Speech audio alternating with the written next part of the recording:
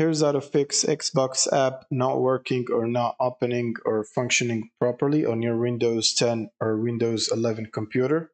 So first you want to right click on the start button and then go to apps and features or installed apps for Windows 11. Then you want to search for Xbox in this list. And now you want to click on this Xbox application and then click on advanced options under it or next to it for Windows 11. And from here, you want to scroll all the way down and you want to click on terminate first to close the application.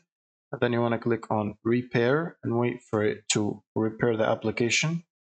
Now you want to click on reset and wait for it to reset it. Now once the application is reset, you want to try to open it again. So open the start menu and then open Xbox. Click on it and confirm. And it should function properly like you see it in here. Now for Windows 10 you might also need to install the Xbox gaming services in order to use the other gaming services for recording and stuff like that. So you want to open the Microsoft Store and search for gaming services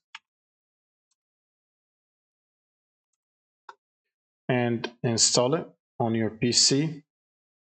Now, for some reason, you can't manually search for it on the Microsoft Store, but you have to use a command. So you want to open the PowerShell or terminal and paste the following command, which is going to be in the description, and then press enter, and it should take you to the page where gaming services exists.